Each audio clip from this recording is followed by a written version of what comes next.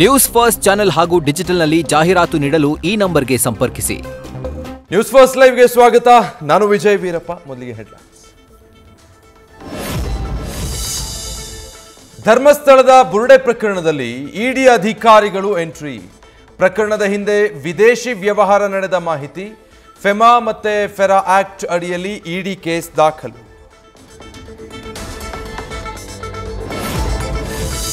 ಬುರುಡೆ ರಹಸ್ಯ ಭೇದಿಸುತ್ತಿರುವ ಎಸ್ಐಟಿ ಅಧಿಕಾರಿಗಳು.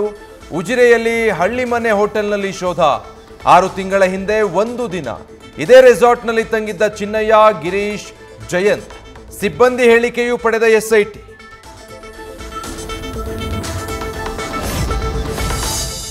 ಶವಗಳನ್ನ ಹೂತಿಟ್ಟ ಜಾಗದಲ್ಲಿ ವರ್ಷದ ಹಿಂದೆಯೇ ರಿಹರ್ಸಲ್. ಗಿಡಗಳನ್ನ ನೆಟ್ಟು ಮಾರ್ಕಿಂಗ್ ಕೂಡ ಮಾಡಿದ್ದ ಬುರುಡೆ ಟೀಮ್. ವಿಚಾರಣೆಯಲ್ಲಿ ಹಲವು ರಹಸ್ಯಗಳನ್ನ ಬಿಚ್ಚಿಟ್ಟ ಚಿನ್ನಯ್ಯ.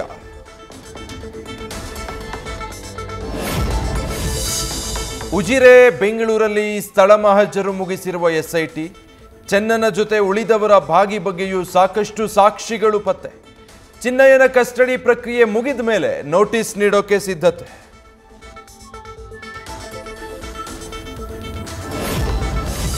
ಗಿರೀಶ್ ಮಟ್ಟಣ್ಣವರ್ ವಿರುದ್ಧ ಮತ್ತೊಂದು ದೂರು.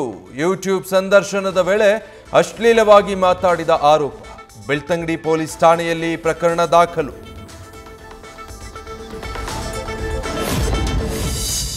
ಬಿಜೆಪಿ ನಡೆಸಿದ ಧರ್ಮ ರಕ್ಷಣಾ ಸಮಾವೇಶ ಯಶಸ್ವಿ.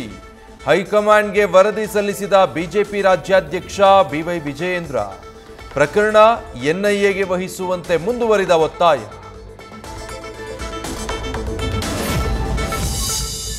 ಬಳ್ಳಾರಿ ಜೈಲಿಗೆ ಶಿಫ್ಟ್ ಮಾಡೋಕೆ ಅಧಿಕಾರಿಗಳಿಂದ ಅರ್ಜಿ. ಇವತ್ತು ದರ್ಶನ್ ಜೈಲು ಸ್ಥಳಾಂತರದ ಭವಿಷ್ಯ ನಿರ್ಧಾರ. ದಾಸನ ವಕೀಲರು ಸಲ್ಲಿಸಿರೋ ಕನಿಷ್ಠ ಸವಲತ್ತು ಕೋರಿರುವ ಅರ್ಜಿ ಬಗ್ಗೆಯೂ ಆದೇಶ ಸಾಧ್ಯತೆ. ಟಾಕಿಂಗ್ ಸ್ಟಾರ್ ಕಂಪನಿಯಿಂದ ಸ್ಯಾಂಡಲ್ವುಡ್ ಸರ್ದಾರರ ಮೇಲೆ ಎಫ್ಐಆರ್. ಲಕ್ಷ್ಮೀ ನಿವಾಸ ಎಂಬ ಸೀರಿಯಲ್ ನಿರ್ಮಾಪಕರ ಮೇಲೆ ವಂಚನೆ ಕೇಸ್. ಕೋಟಿಗಟ್ಟಲೆ ಹಣ ಪಡೆದು ವಾಪಸ್ ನೀಡದ ನಟ ಸತ್ಯ ಹಾಗೂ ಪತ್ನಿ ನಟಿ ನಿರ್ಮಲಾ ಮೇಲೆ ದೂರು. ಮಂಡ್ಯದ ಅಬಕಾರಿ ಇಲಾಖೆಯಲ್ಲಿ ಮಿತಿ ಮೀರಿದ ಭ್ರಷ್ಟಾಚಾರ. ಲೈಸೆನ್ಸ್ ಕೊಡೋದಕ್ಕೂ ಲಂಚ, ಸಿಕ್ಕ ಬಳಿಕವೂ ಮಂತ್ಲಿ ಕಮಿಷನ್. ಅಬಕಾರಿ ಇನ್ಸ್ಪೆಕ್ಟರ್ ರಂಗನಾಥ್ ವಿರುದ್ಧ ಸಾಕ್ಷಿ ಸಮೇತ ದೂರು ಕೊಟ್ಟ ಪುನೀತ್. ಚಂದ್ರದ್ರೋಣ ಪರ್ವತ ಶ್ರೇಣಿಯಲ್ಲಿ ಭಾರಿ ವರ್ಷಧಾರೆ. ದತ್ತಪೀಠದ ಮಾರ್ಗದಲ್ಲಿ ಸಣ್ಣ ಪ್ರಮಾಣದ ಭೂಕುಸಿತ. ಮಣ್ಣು ಸಡಿಲಗೊಂಡಿದ್ದು ರಸ್ತೆ ಬದಿಗೆ ಜಾರಿದ ಕಲ್ಲುಗಳು.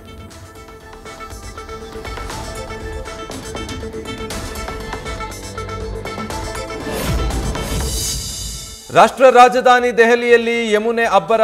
ಮನೆಗಳಿಗೆ ನೀರು ನುಗ್ಗಿ ಅವಾಂತರ. ಜನ ಸುರಕ್ಷಿತ ಸ್ಥಳಕ್ಕೆ ಸ್ಥಳಾಂತರ. ಹಳೆ ದೆಹಲಿಯ ಕೆಲ ಭಾಗ ಮತ್ತು ಘಾಟ್ಗಳು ಜಲಾವೃತ.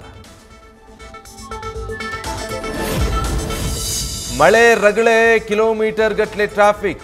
ದೆಹಲಿ ಗುರುಗ್ರಾಮ್ ಸಂಪರ್ಕಿಸುವ ರಸ್ತೆಯಲ್ಲಿ ಎಂದೂ ಕಂಡಿರದ ಜಾಮ್. 4 ಕಿಲೋಮೀಟರ್ ಸಂಚಾರಕ್ಕೆ 3 ಗಂಟೆ ತೆಗೆದುಕೊಂಡ ಸವಾರರು.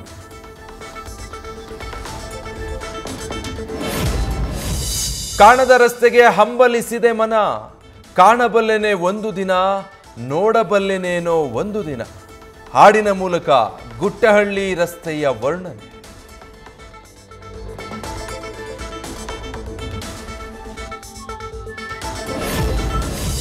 ಎಸ್ಸಿಒ ಶೃಂಗಸಭೆ ನಂತರ ಭಾರತ ಪ್ರಧಾನಿ, ರಷ್ಯಾ ಅಧ್ಯಕ್ಷ ಒಂದೇ ಕಾರಲ್ಲಿ ಪ್ರಯಾಣ.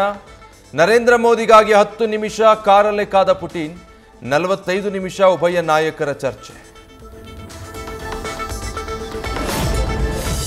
ಡೆಲ್ಲಿಯಲ್ಲಿನ ಅಧಿಕೃತ ಬಂಗ್ಲೆ ಖಾಲಿ. ತಾತ್ಕಾಲಿಕವಾಗಿ ತೋಟದ ಮನೆಗೆ ಶಿಫ್ಟ್ ಆದ ಜಗದೀಪ್ ಧನ್ಕರ್.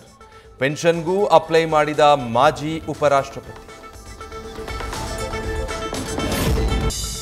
ಭೂಕುಸಿತಕ್ಕೆ ಸುಡಾನ್ನಲ್ಲಿ ಇಡೀ ಗ್ರಾಮವೇ ನಿರ್ನಾಮ. ಬೆಟ್ಟ ಕುಸಿದ ಹಿನ್ನೆಲೆ ಭೂಸಮಾಧಿಯಾದ 1,000 ಜನ.